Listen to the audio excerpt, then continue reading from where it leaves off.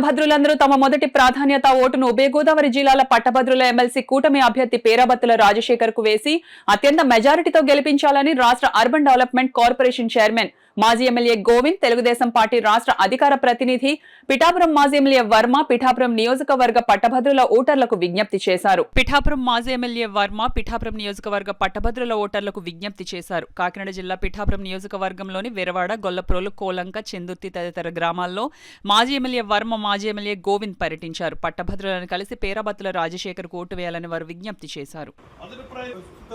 ప్రభుత్వ పనితీరు మీరు చూస్తున్నారు కంటే మీరు కూడా అవగాహన వ్యక్తులని మీరు కూడా 10 మందికి ఒక 10 మందికి మోటివేట్ చేయండి.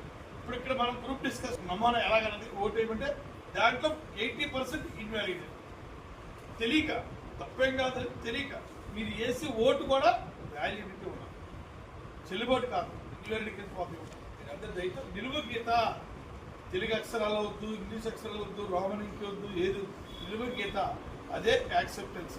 మీరందరూ కూడా మీ ఫ్రెండ్స్కి వాళ్ళకి అందరికీ మీ ఇంట్లో ఫ్యామిలీ మెంబర్స్ మీరు మ్యాక్సిమం అందరూ డిగ్రీ చదువుతున్న ఎక్కువ మీరందరూ కూడా చెప్పాలని చంద్రబాబు గారి తరఫున పవన్ కళ్యాణ్ గారి రాజశేఖర్ గారి యొక్క ప్రచారంలో భాగంగా ఈరోజు గొల్లప్రోలు నగర పంచాయతీలో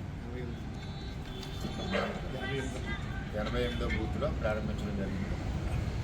మరి ఏదైతే జగన్మోహన్ రెడ్డిని తరిమి కొట్టి ఈరోజు రాష్ట్రంలో సుపరిపాలన ఇచ్చి రాష్ట్రాన్ని అభివృద్ధి పదంలో తీసుకెళ్తున్న ముఖ్యమంత్రి చంద్రబాబు నాయుడు గారు, అదే కూటమి పార్టీలో ఉన్న పవన్ కళ్యాణ్ గారు, నరేంద్ర మోడీ గారు అందరూ కూడా ఆంధ్రప్రదేశ్ రాష్ట్రాన్ని అభివృద్ధి పదంలో నడిపిస్తూ ఉన్నారు. నారా లోకేష్ గారు అందరూ కూడా ఇందులో భాగంగానే చదువుకున్న విద్యావంతులందరూ కూడా సరైన నిర్ణయం తీసుకుని కూటమి బలపరిచిన అభ్యర్థి పేరాబత్తుల రాజశేఖర్ గారు మీరందరూ ఒకటో ఓటు వేయవలసిందిగా అందరినీ ప్రార్థించి రిక్వెస్ట్ చేయడం జరిగింది.